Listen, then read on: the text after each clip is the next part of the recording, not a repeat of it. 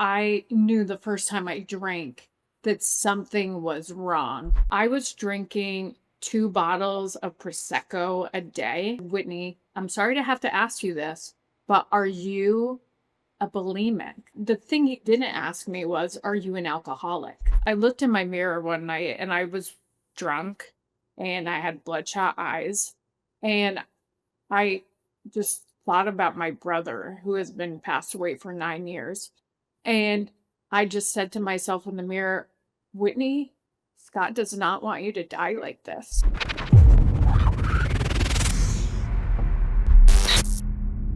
Hey guys, today I have Whitney. She has been sober for over 4 months now after 25 years of battling so many things. I'm so excited to share her story. She reached out to me through email. Thank you, Whitney. I'm so happy to have you here. Thank you, it's an honor. I've been watching you for a very long time. I love being able to bring people that have been watching me onto my podcast because it's just so real and genuine and like coming from a totally different place. Like, hey, I want to share my story too. So, 4 months sober. So you're Yay. still, super early. Congratulations. And I didn't tell you about this before, but I love sharing the people's stories that have just started their journey because so many people are starting day one or relapsed or, just need the fresh start of what did she do? She's, 4 months sober. Let me pick her brain. But, Yeah. so we have talked about Drunkorexia. We've talked about, all the eating disorders that come around with it, the GLP-1. You're an AA sponsor. So let's dive into 14 years old. And you mentioned probably was labeled as an alcoholic then. Yeah, I would say that I knew the first time I drank that something was wrong, or at least that it didn't feel like that's supposed to be the way that drinking worked. And I was a freshman in high school. I was on a varsity team, which was a pretty big deal for a small town. And the senior girls decided that I should be initiated into the varsity team. And so we went out on a Friday night, and all I remember is that I drank whatever they told me to drink, and not really remembering anything past the end of the party. And I know that I walked into school on Monday morning and was terribly embarrassed and in tears because apparently a older boy tried to kiss me that already had a girlfriend. So Oh I gosh. just I just remember that this is really bad. And so when I look back over the last 25 years of drinking, I could probably have said I had a problem in high school. And I understand that people when they're younger, they don't want to see that they have a problem because they have so many years to do what young kids do. And so at 39 years old, I find myself kind of looking back saying, wow, I could have stopped this a lot earlier than I did. I I totally agree with you, but I so many people around me are still so naive to alcohol. And they're grown adults, 40s, 50s, you know. So I have people that don't even realize that alcohol is deadly. That alcohol can, take your life. It can cause so many cancers. You can withdraw off it. Like I am but I was Mm. that person until I quit drinking. I didn't realize how bad it was. And then now I'm looking back, same like you, looking back to high school, I'm like, oh, I probably had a problem, but I didn't want to face it. I didn't, what was alcohol? It was supposed to be fun. Yeah, and it's funny because when I saw your post about drunkorexia, I look at you and like myself, I've always been a very healthy person. I played sports in high school, lacrosse and soccer. I played soccer in college. I've always been very athletic and interested in nutrition and fitness. And so looking at alcohol as something that is certainly not nutritious, but also dangerous.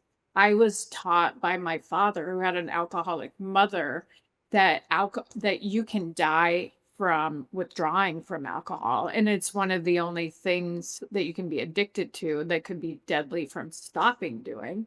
And so over the course of my alcoholism, by the end of it, I thought, well, I better get myself some help because now I could surely die from trying to to stop this myself. So Right. it's amazing how health conscious people like ourselves can still get in this terrible cycle and be trapped by alcohol at the same time. Yeah. I mean, we were talking about how I would, do 4 workouts a day, drink ton of protein powder, but go home and get blacked out. I mean, like, what is that? Yeah, it's a total like law of diminishing return. It we kind of would know better because we're so connected to our bodies as Mhm. people who like to take care of ourselves that it's such a mental game to think think I'm doing something healthy in one way and then I'm doing something that completely negates it at Right. after 5 o'clock at night. Yeah, oh my gosh, we have so much to cover, and I I don't even know where to start because there's so much. I I'm so happy that you reached out to me. I mean, I feel um, what was your emotional or spiritual turning point that made you finally say enough? And, a little bit into that, how much were you actually drinking at your lowest point? Sure. So, and I can talk a little bit more about my brother being such a gift in my life and watching him and his experience it through life, having particular challenges. And really at the end of my drinking, I knew for months, like going into the holiday season last year, that I was in terrible shape. I started to lose my hair and in big, Mhm. big ways. My obviously, you wake up with bloodshot eyes and you're always concerned that next morning they might be yellow. And I was getting to a Yeah, point where I'm like, wow, if I wake up with yellow eyes, I'm certainly in trouble. My nails were ripping off. They were just they were scary thin. It was just so bizarre. And my so the first point was I went to the dentist and my dentist said he kept saying this word accrual, and I was like, "What does that mean cavity?" And he was like, "Yes." And I said, "You keep saying that a lot." And he said, "You have cavities in every single one of your teeth." what? And I was horrified. And he's like, "Yeah, you have to get every one of your teeth filled." And he asked me, he said, "Whitney, I'm sorry to have to ask you this, but are you a bulimic?" And I said, "No." And he said, "Your teeth look like you have an eating disorder." And I was like, "No, sir, I do not have an eating disorder." Slightly offended. But the thing he didn't ask me was, "Are you an alcoholic?" And I'm sure by my reaction, he didn't want to ask me that. But Right, had he asked me, um, and turns out I was drinking 2 bottles of Prosecco a day for years. I couldn't even really tell you how many years. Um, and so looking into that, I thought it was the least calories per type of wine because I was typically a wine drinker and never really got into hard liquor, even though I know that's even less calories. Uh, but I looked up how many grams of sugar are in Prosecco, and there's 30 grams in a bottle, which means I was drinking at least 60 grams of sugar a day. And just bringing it back to health, I would never drink a 40-ounce soda because of how much sugar is in it. But I was drinking the same amount of sugar and alcohol, and that's what had damaged my teeth as bad as they were damaged. And so that was the physical side of it for me.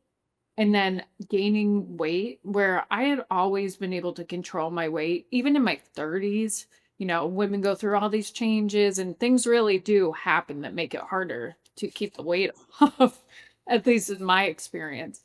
And I was like, my stomach was distended. I was having terrible pains in my abdominal, and I was just barreled over in pain. And I looked in my mirror one night and I was drunk and I had bloodshot eyes.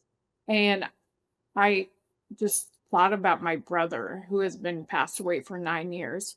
And I just said to myself in the mirror, Whitney, Scott does not want you to die like this. And it took just knowing that he was seeing me kill myself slowly, painfully, to put myself in a rehab for 30 days and just say, this has got to stop. I had tried on my own in every way that I possibly could, but I just could not do it without going somewhere and isolating myself in the kind of group therapy session that rehab provides. So 30 days in rehab, that's where it started?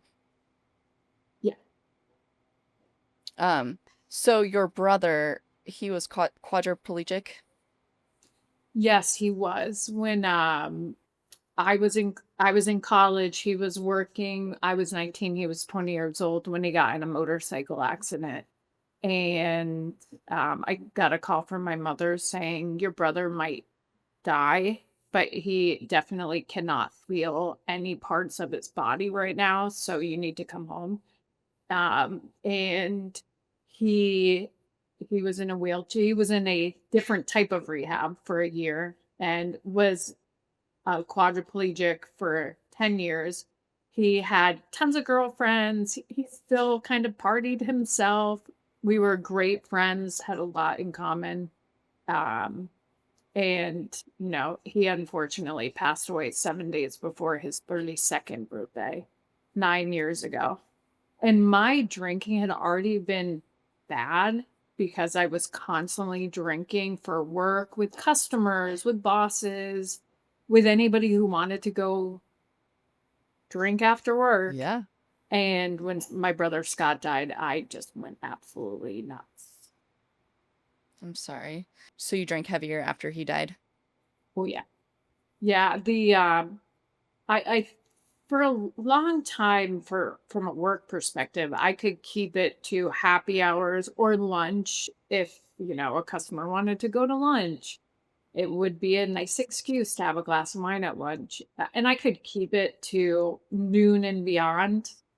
But after my brother died, I could not, like, I had to drink in the morning, and I could keep it going all day and kind of manage it with my work until I couldn't, right? And I was probably fooling myself thinking I was a high functioning alcoholic just because I kept a job.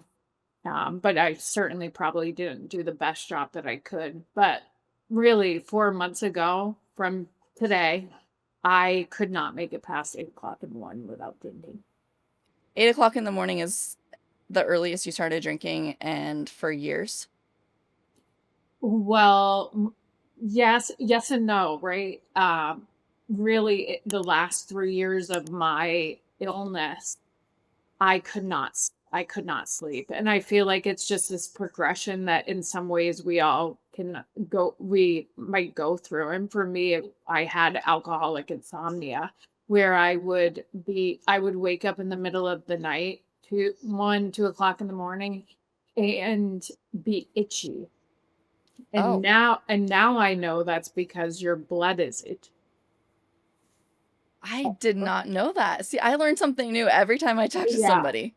Yeah, and we're both, like, so healthy that I tend to look these things up, and so if you're withdrawing from alcohol in the middle of the night, your blood can itch, and obviously you wake up sweating and all those kind of things. So for the last 3 years, I did not sleep very well, and so I would I would get up and either drink myself back to sleep, or I would get up at 3 or 4 and go work out so I could try to not drink until 8 o'clock. That's really how Wow. bad it was for me.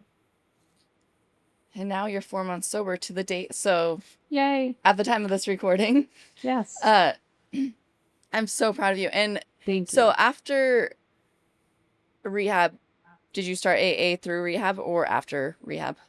That's a great question because I did not go. I live in Texas and I went to rehab in California. So what I've kind of learned through my sobriety journey is that AA can be brought into rehabs and or may not be.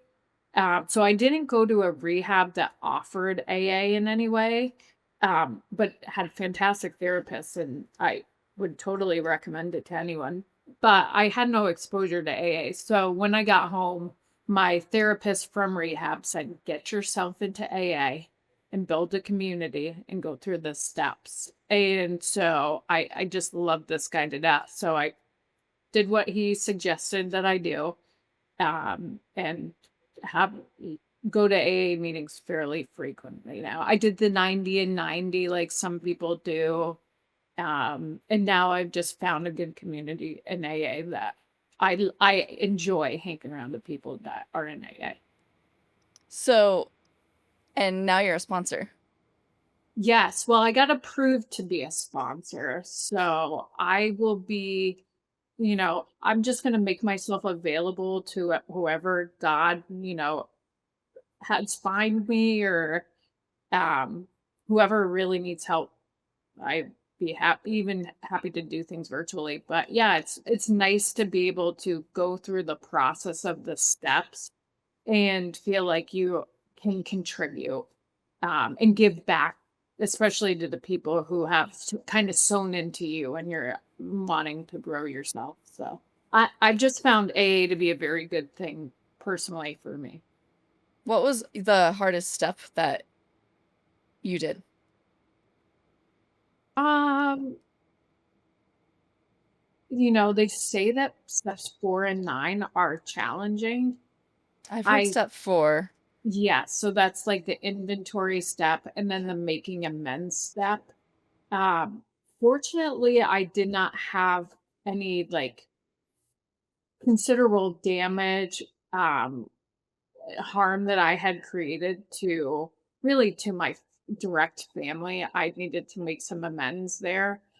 Um, That's who I hear say 4 and 9. I didn't find it very difficult because I desperately needed for myself to heal.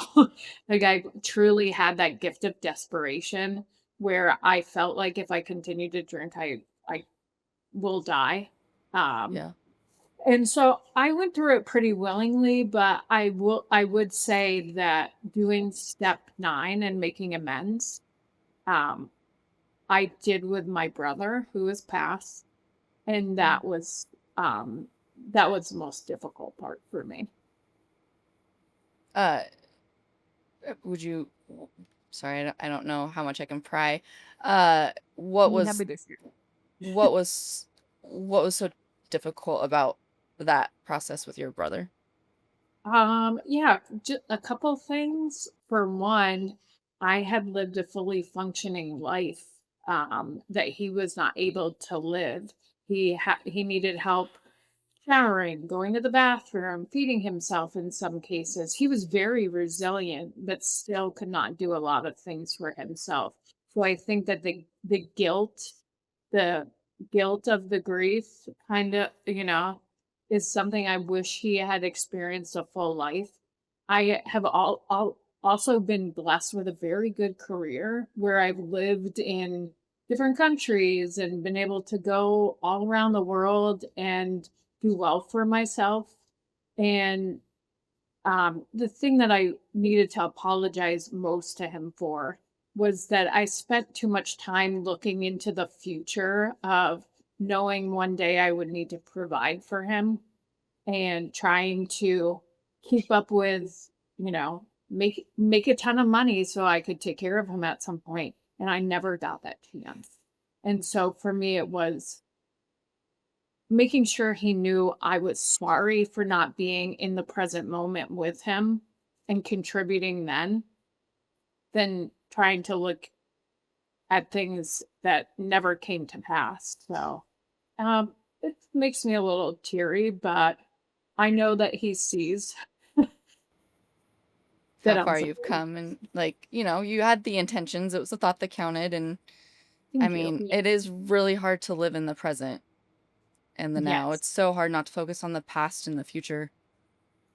And I think that's where sobriety and for me with AA, it dials you in. And we were also talking about, different types of working out and how that brings you into the present moment when you're doing something that's so challenging, whether it's, the hard lifting like you seem to do.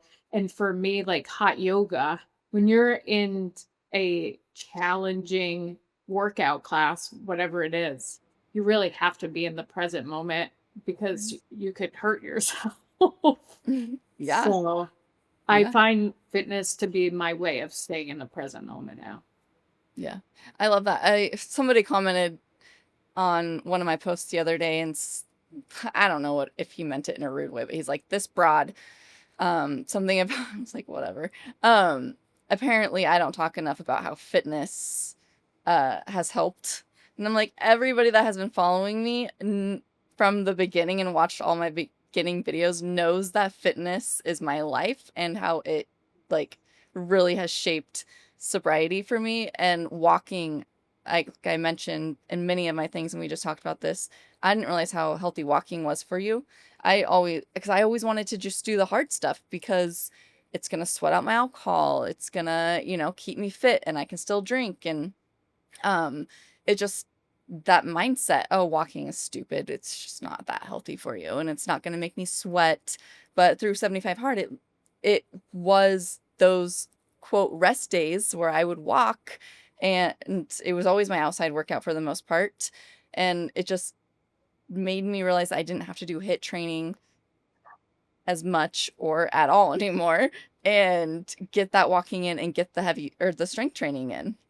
Yeah, And people just wanna kill themselves working out. it's so interesting too because in some ways we're chasing that high. And I didn't know what drunkorexia was, and I just want to rebut whatever that man said to you in his post. When I first found you while I was in rehab, I said, "Wow, this girl is so beautiful and fit." And I I saw you as a place for me to get back to and to aspire to because I had always been healthy despite my drinking. And I think with the hard workouts, it's chasing that super hot, setting a goal and maybe sometimes even going to the extreme of that. And it it just doesn't have to be that way. I used to run like between 7 and 15 miles a day and not it just I don't have to do that anymore, nor can I because I'm getting older and my knees don't work the way that they used to. And I My hips don't really work the did. way they used Yeah, to. totally. Uh, like Drunkorexia triples the risk of long-term health complications such as liver disease, cognitive impairment, and emotional dysregulation. I pulled that obviously off the internet, but I feel like if we're drinking, we're already damaging our liver. Obviously, it liver disease. Yeah. How many of us didn't realize how detrimental alcohol was on our actual, cognitive health, liver, all of it. Like, let me keep myself healthy. I'm gonna do the protein. I'm gonna do the superfoods. I'm gonna work out twice a day. I'm gonna do this and this and this, the sauna, yoga, running, all of it, and still make sure I can fit my alcohol in. I'm not gonna eat this meal because I gotta save it for this bottle. And 100%. It's a and you drink 100%. Well, and yeah. I think and the reason I was so interested in this too was because my undergraduate degree was in economics, my, master's degree was in technology strategy, and I've always been someone that, like I've said, was, how can I improve the gray matter of my brain or whatever it is? And the like CoQ10 and all the different supplements, the nootropic things that can help your brain power. And then, you get to a point with alcohol, at least I did, that I am doing everything to try to negate my drinking except for stopping drinking. And I could spend a ton of money on trying to make it look a certain way, but I couldn't take away the feeling of not feeling healthy anymore. It had just completely caught up with me. And, as it relates to the brain, you feel crazy because you're trapped in trying to, have this economic situation where the drinking doesn't outweigh all the good stuff that you're doing, and that gets harder the older that you get. You're trapped in both the food thing and the alcohol thing at the same time, and I just found myself not having a lot of brain space for anything else, but thinking about how to hide everything that I was doing or make up for it. Right. I pulled up some quotes. This one's by William Porter. Uh, Alcohol Explained. The desire to drink is manufactured by alcohol itself. Remove it, and the desire dies too. I mean, Totally agree with we that. have the we have the desire to be healthy, but yet, like, we will not remove alcohol. And at some point, at least for me, I couldn't. I wanted so desperately to get back to just being healthy. It's how I, have built my life, but also building it around alcohol at the same time. Alcohol at the end of the, you know, 4 months ago, it had won the battle, and So, I couldn't fight it. was this the first time that you tried quitting drinking? First time that I stopped drinking? I mean, so a lot of people ask me how many times did I try quitting drinking before I quit, and I will honestly say I never told myself I was gonna quit. I would cut back. I mean, Mhm. is that kind of what you did? You would tell yourself you're gonna cut back, but you just never fully quit until this time? Yeah, no, I never even I honestly, I don't even think I thought about cutting back, because in my head, it's what's the point of having 1 or 2 drinks? It's not gonna do anything. It's wasted calories. So, no, this is the first time that I've tried to be sober. However, in my 20s, I joked around saying, "Oh, I'm sober before I'm 21," because I stopped drinking, when my brother got hurt from 19 to 25. And so I didn't drink at all during that period, but I definitely could see that I was, kind of like dry drunk symptoms. I was completely miserable. I went to school and worked out and didn't have much of a life other than that. So I did maintain some sobriety in my 20s, but I'm kind of like a all or nothing kind of person. So God willing, this will be the only time I need to say I'm quitting. Yeah.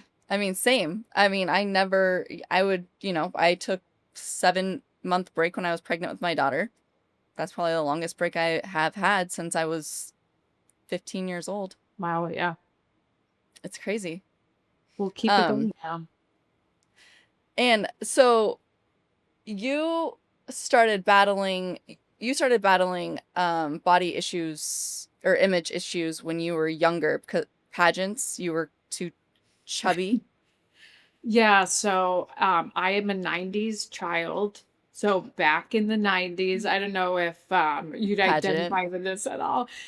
I twirled a baton. I was decent at it, and I did a lot of pageants that my talent was twirling a baton, and that led to doing the Miss Junior America pageant and going to modeling school.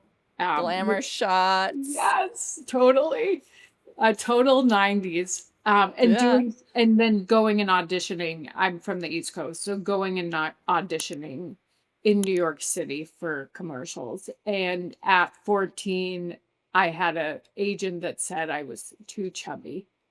And to a young, preteen or teen girl, that certainly made a mark. And then I think also, that's the time in adolescence or or teenage that people start talking about diet pills or back in the 90s, ephedrine had just kind of come out on the market.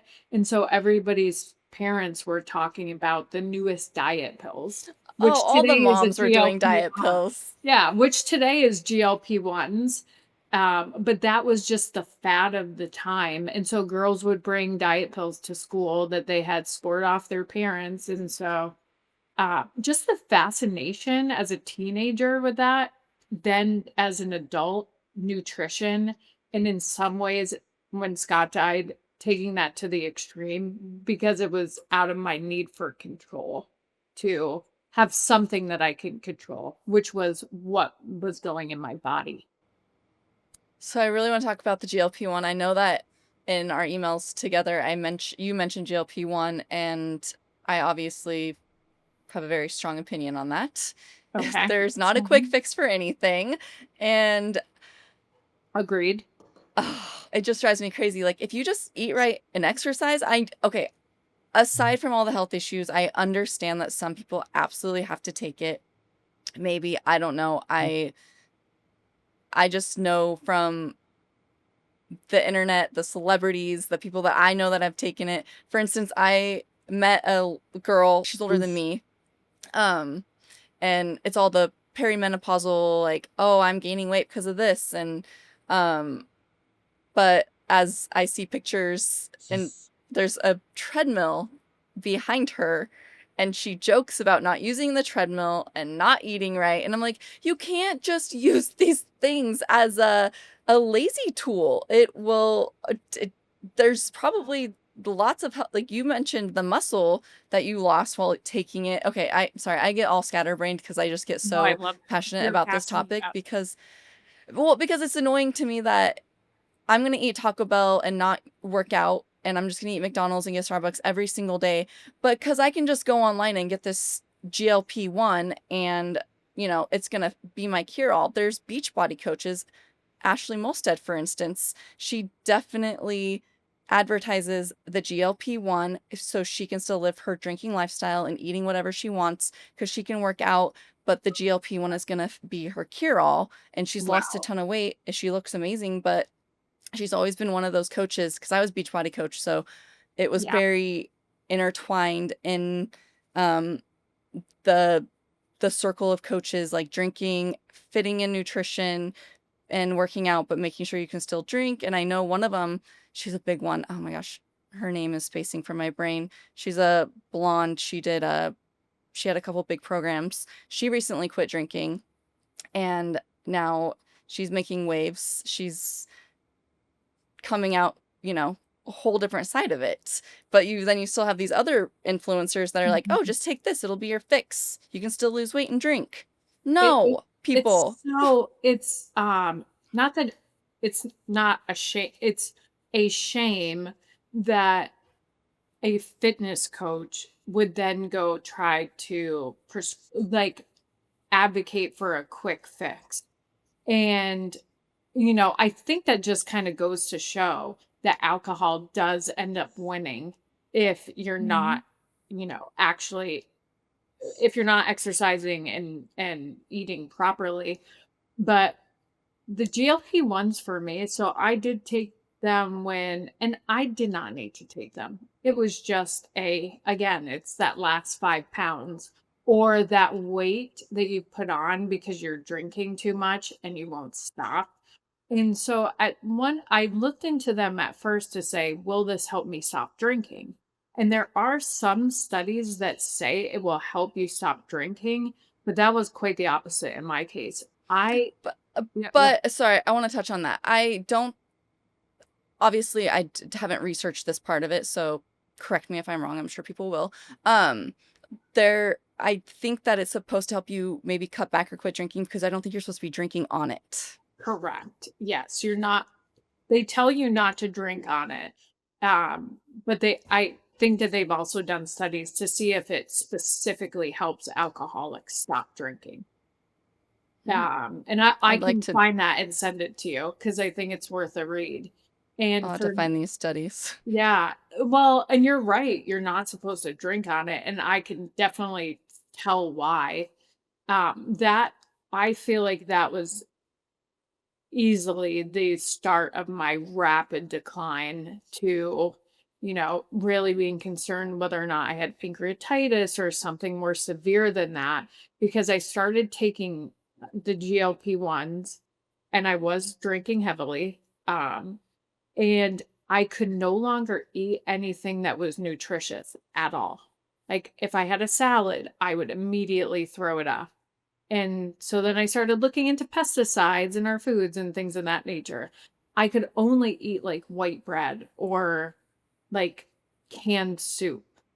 And so I ended up getting to a point with the GLP-1 where I wouldn't eat at all for days. But It's you drink. but I would drink.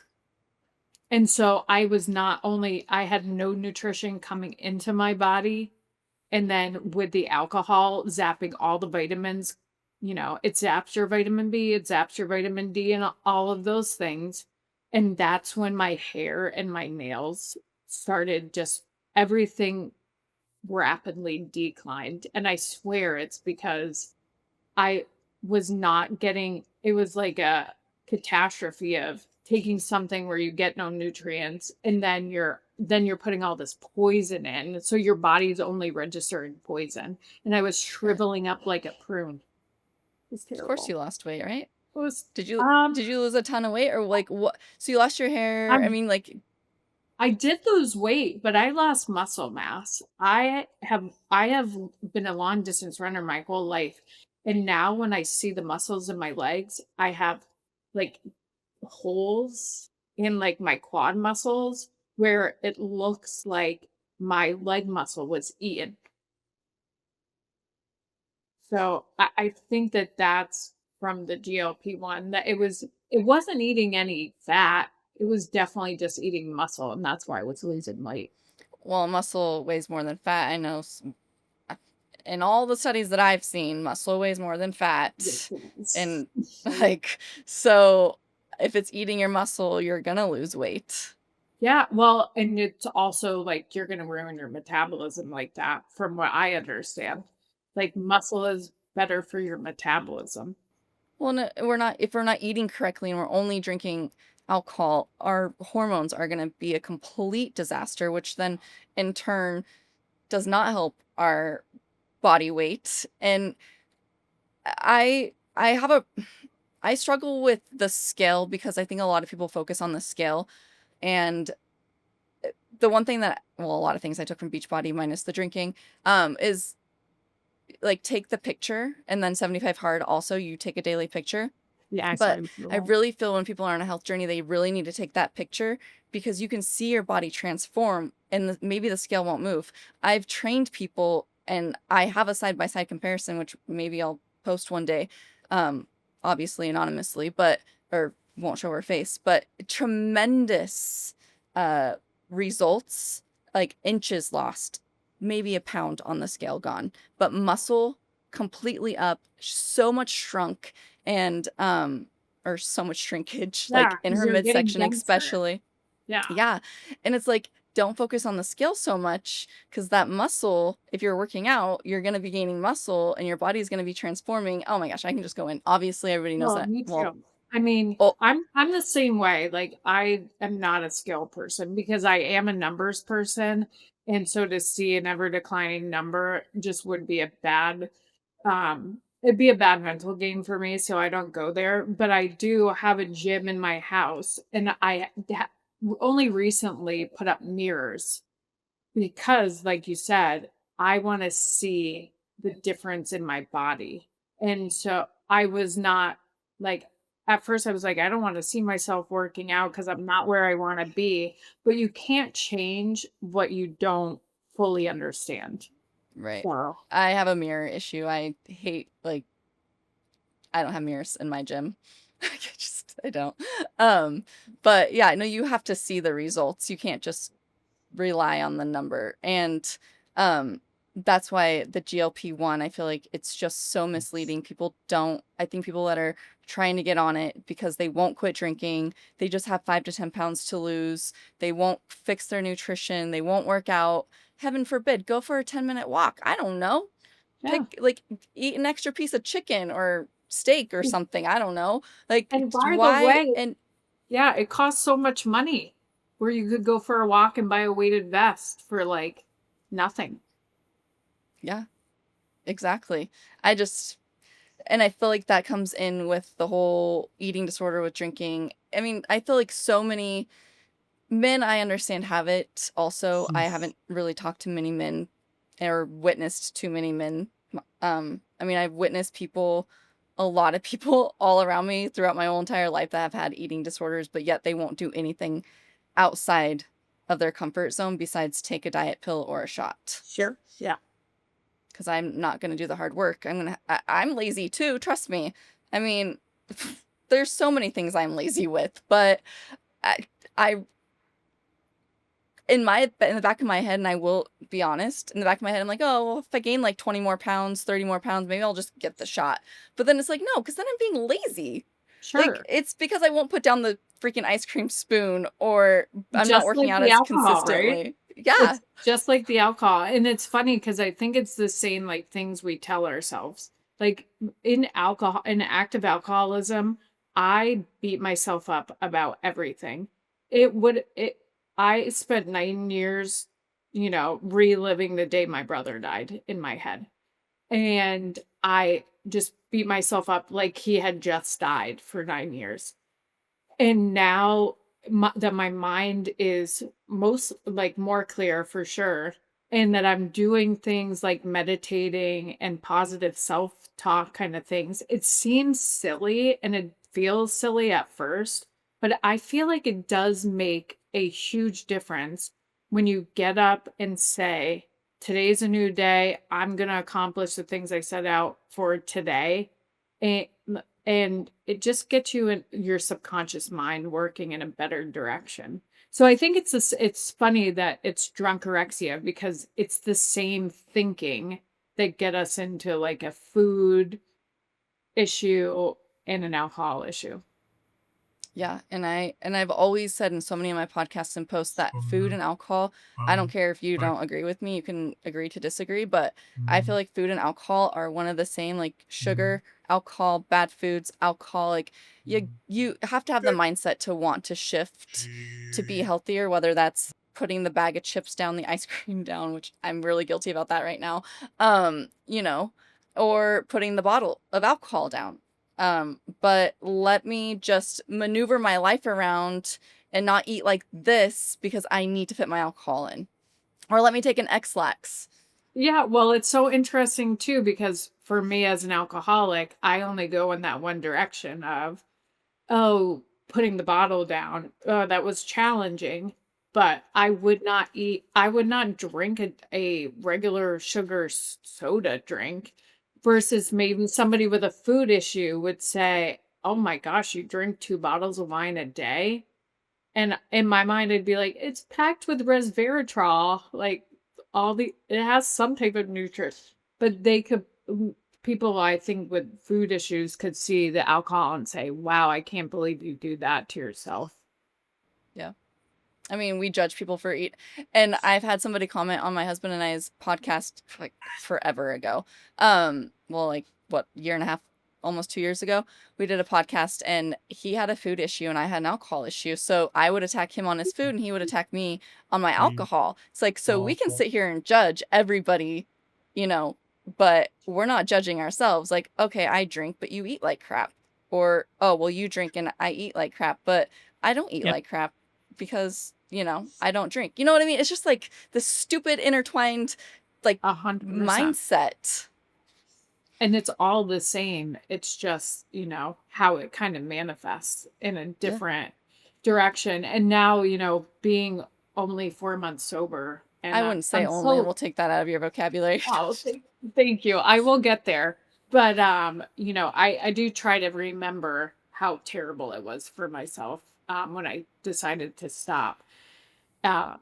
I'm trying to be mindful of not transferring addictions. And so for me, as somebody who likes to work out and eat well, I'm trying not to take any of that to an extreme or hold on to it too tightly and make it like a control mechanism thing. Because I see so many people that stop doing one thing and then they start treating the next new thing the same way that they were, treating alcohol. It can be A, so easily transferred. a lot of people I've talked to and hear like their stories is they trade alcohol for sugar. Totally. And I mean, I And know people that will quit drinking this and then just go straight to soda. And it's like, ugh. I mean, I've yeah, never been a soda drinker. Um, I mean, obviously I've had it throughout my life, but I don't, it's never been in my fridge. I've never bought it unless like we're having a party and people need mixers. But I've never been a soda drinker, but yeah, I will consume a whole freaking bottle of pink lemonade with vodka. it's just the funny things we do, right? I'm so thankful that I was drinking 60 grams of sugar in the form of alcohol, and I really haven't had the sugar cravings that I thought I would have because I am eating more fruit or yogurts and things that I naturally just gravitate towards that I feel like eating well has helped me not to just like have those like needs to binge on sugar. So a lot of people come at me, well, fruit is sugar. I understand fruit is sugar, but at least fruit has some nutritious value to it Yeah. versus just going and And your grabbing a body candy can bar. yeah, I and mean, your body blueberries have fiber, they're good for your brain. Strawberries have, it's just like, leave me alone. I understand that, like, it has sugar in it, but the types of sugars that are in our candy bars and juices, you know, like, you're they're slightly different than, like, I'm gonna oh, have it's a banana or an 100%. apple. Yeah, it's 100% different. Carrots have It's, sugar in it. yeah, I mean, maybe somebody wants you to eat it the caveman diet or whatever it is, but no. You need sugar, you need the right sugar. Yeah, and, like, our fruits and veggies have the carbs that we need. Anyways, that's a whole different topic. I Totally. I didn't know what a Yeah. carb was until 2016. So, I mean, like, a healthy carb. Like, when I thought about carbs, I was like, "You want me to eat a potato or some chips or, like, rice? No, Megan, please eat some watermelon or strawberries." I'm like, Sure. "Oh, okay, I get it." Well, I didn't get it, but I get it. Um, so like 59% of female college drinkers have skipped meals, purged, or overexercised to offset drinking. Like you mentioned, running a lot. Yeah.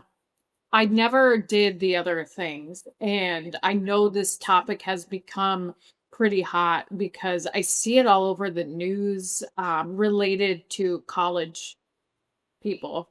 Um, and just the over-exercising for me was just that I had calculated out the calories that I would need to burn. And so I would work all day, go out for happy hour with clients, with colleagues, and then I would get up at like 4 a.m. and run. I'd run enough to make up for those calories.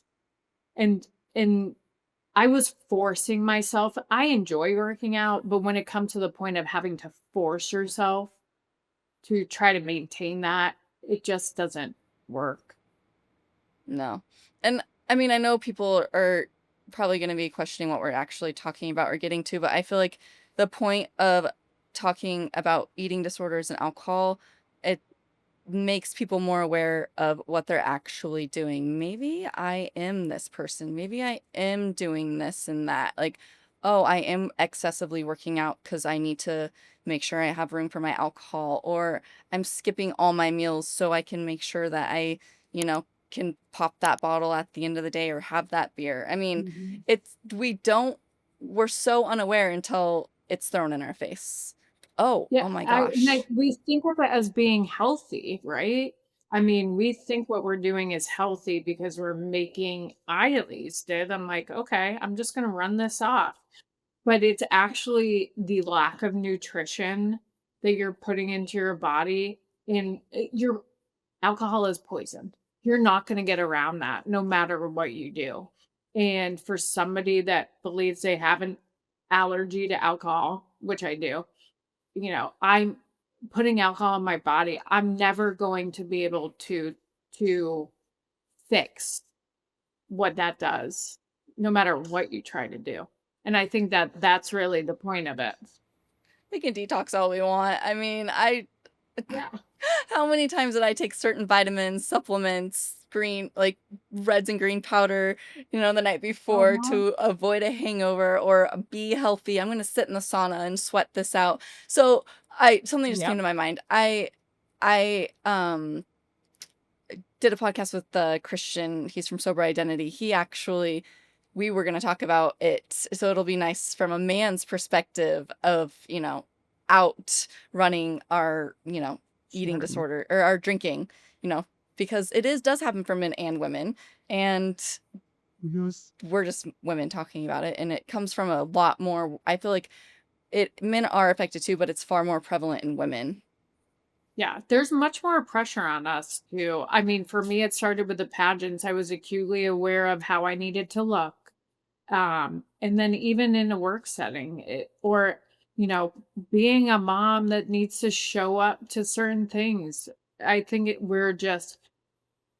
there's just more pressure to look and act a certain way that make it so that we have to figure all of these out so we can do both, because you want to be the fun mom or the fun coworker or the girl that can hang with the dudes. Yeah. um I can hang with the dudes. I've Doesn't been work able to out. hang with the dudes since I was 15. I can keep up, Yeah. but Megan's gonna be the No. first one to pass out. Yes, exactly, that's exactly It's it. so ridiculous. Can you kind of I know we really dove into a lot of random things besides your actual story, but I feel like it's very important to talk about all of it. So were you like the type of binge type drinker, or it became 8 o'clock, you needed to drink all day long to kind of, you became physically dependent on it? Yeah, I would say I never binge drank except for maybe in high school. Just because you're learning the limits of what you can drink or not. And to me, it's like, let's push the line and see where that goes. Um, my I could probably say, embarrassingly, that I drank every single day since my brother died, except for the last 4 months. And I would wake up. I've heard other people on your podcast and others, and I shared the same story that I'd wake up with a glass of wine that was half drank from the night before on my nightstand, and my economic brain says, "Why waste that? You paid for it." Or, I could tell myself any lie to start drinking at in the morning. And I try not to fall in the comparison trap of, "Oh, I must be a worse alcoholic because I drank in the morning." No, I just have an allergy that made me want to keep drinking until I was physically dependent on it. So I would drink from even 6:30, 7 o'clock in the morning until 8, 9 o'clock at night when I went to bed. And all the while, you know, um, working. Meeting people, meeting customers in event situations. And another thing that got me to really say, I have a problem, I need to stop, is last year I went to a conference in Philadelphia. Um, and a guy was sitting next to me and he said, "Wow, it smells like alcohol in here." Oh boy. And it was me. And it was tequila, which I never drink. So I'm like, "Oh, it's just the tequila." But I was like, people are shocked that I smell like alcohol in the morning. And so that was really at least the last 5 years, if not the full last 9 years of drinking all the way through every day. Well, you look absolutely amazing for, being Oh, thank you. that big of a drinker. And I know the comparison game is so hard. People tell me, I mean, from listening to me, people tell me all the time I didn't have a problem, but, you know, I think we know when we have a problem. You don't need to be my critic. Yes. Well, and that's so interesting because I do think that it has to, like we were saying about women keeping appearances.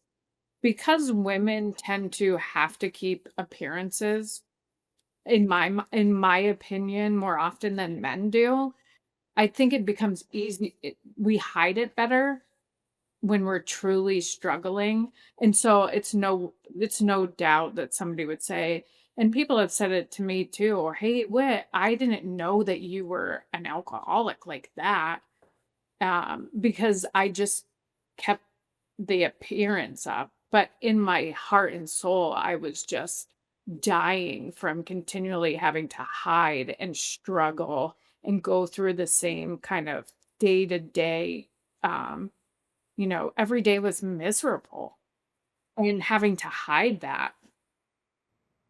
And, yeah, you're right, a lot of women are hiding it. They're the closet drunks. And Yeah, I've we talked hide to it, people, and but I know people like this, but I've also talked to I have a really heavy LDS, population here, and one of the sure. moms years ago, she's like, I'm sure a lot of them are closet drunks." And I was like, "I think a lot of women, regardless of your religion or not, are we can I know people are gonna disagree with me again, but I think we try to hide it way easier." But yeah, I mean, some of us you can easily be like, "Mm, she's drunk." Yeah, sure. And I think for me, as somebody who drank consistently throughout the day, it was just my homeostasis, and people at work didn't know me otherwise. So they really couldn't tell until I started to get the red, you know, the rashes. And, us women, we can go tanning to hide that kind of stuff. We can do certain things to cover things that men can't do. But it doesn't mean the pressure that you're not dying inside just as equally. Yeah, I mean, it's very mentally and emotionally draining as well as physically draining. I mean, I look back at pictures and I'm like, "Oh, like, look at that beer belly." And so many women complain about I just did a podcast, it's by the time this is released, it'll probably already be out, but I did a podcast with a lady who, is menopausal, and she's in her 50s, and she, started getting that, like, menopause belly, and I feel like too many women start complaining about their midsections but won't give up the soda or the alcohol, and it's like, if you Mhm. give that up and work out twice a week, I don't know, move your body some way, shape, or form, you might transform yourself. Yeah, all the pelvic floor things that they talk about. I think too, we just have more awareness, or we have the opportunity to have more awareness in our generations than most.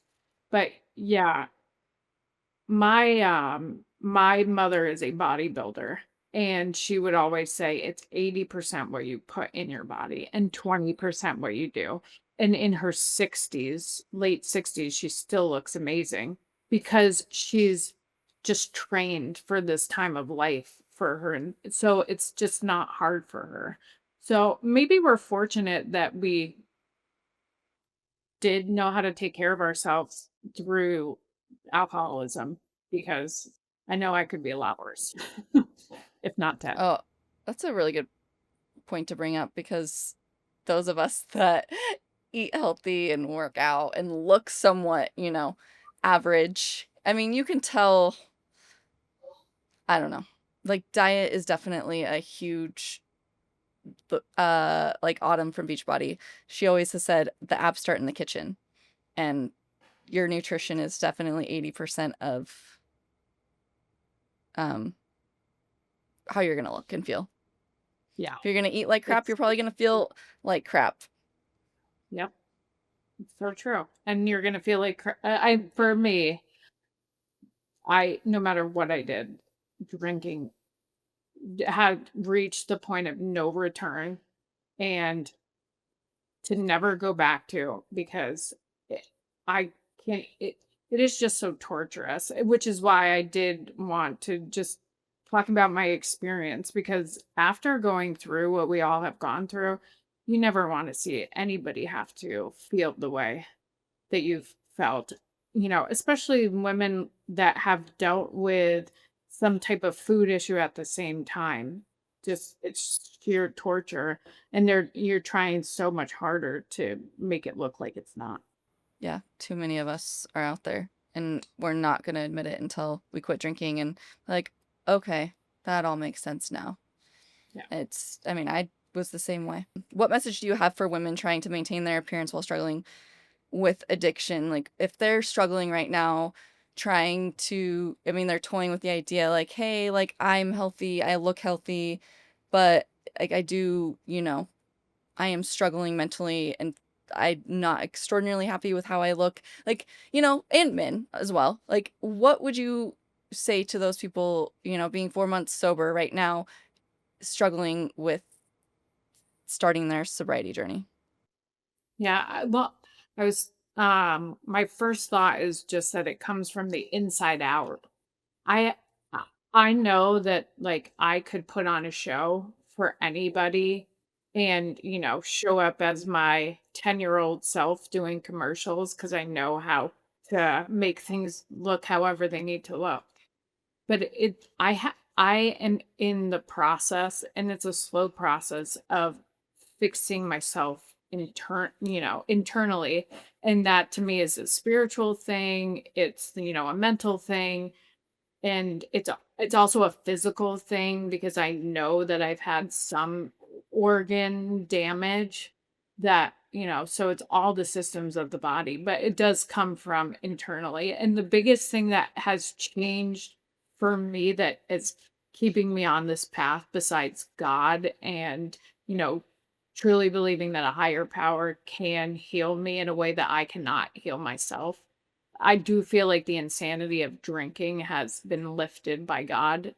In my case, it's just being aware of how I talk to myself because I can motivate myself to do anything in alcoholism by telling myself that I was the biggest piece of shit on the, by negatively motivating myself. And so I'm just trying to talk kinder to myself and know that I'm not going to fix the last 25 years in 4 months. It's gonna take me a long time and not be searching for the quick fixes because there is not one. I'm just gonna have to be comfortable with the process no matter what it is and know that it's gonna be painful in some ways and just know that that pain is gonna be so much more worth it than what I was doing before. I like how you bring that up. There's not a quick fix, especially, those that are on their sobriety journey. You're not going to feel your best in 4 months. Maybe some people will, but I think it all depends on how long we drink, how much we drink, all the life circumstances. You're not going Yeah. to be fixed overnight. You have to do the hard work. You you just have to do the hard work in anything. Yeah. 100%. And I mean, for me, I look at it as, yeah, sure, it's going to be a long road to recovery.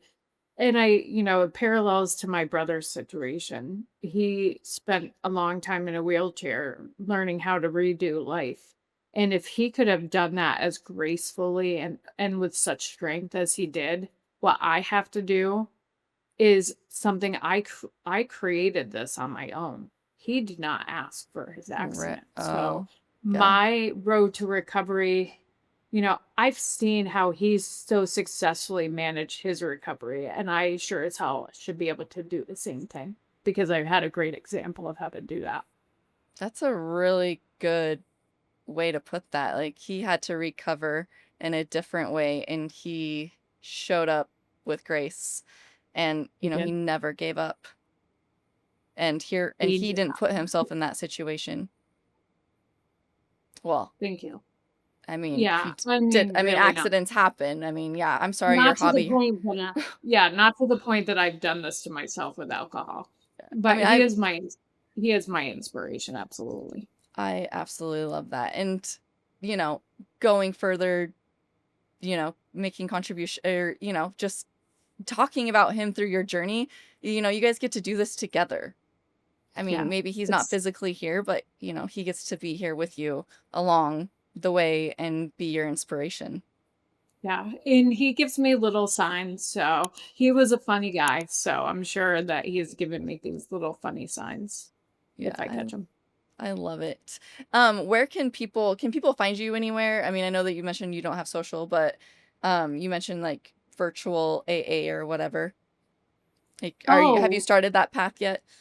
I actually have not. I've worked in high tech for 20 years and I'm like the least high tech person, but this might inspire me to get onto social media stuff and just engage in the broader community at some point. So, I'm pretty unfindable right now, but that's not to say that that won't change in the future. Yeah. Well, that's good. I mean, being unfindable is great. I got off all my socials besides YouTube because, I just like to, I need to be right here. I don't need to be everywhere else. Yes, absolutely. Definitely it keeps you in the present moment. Yes. Well, I really appreciate you sharing your story. I know that we could talk and talk and talk because there's so much, but I do want to do a follow up with you so, my community can stay tuned for, a follow up and, comment if they have any questions for you. Yeah, I'm happy to help however I can. Thank you as well for being an inspiration. I was sitting in rehab saying this girl has she's gotten it together. And so it's just wild how this turned out because you have definitely been an inspiration that I have continued to follow with all the stories that you're able to advocate for. So thank you for having me. Yeah, well, thank you. I appreciate that.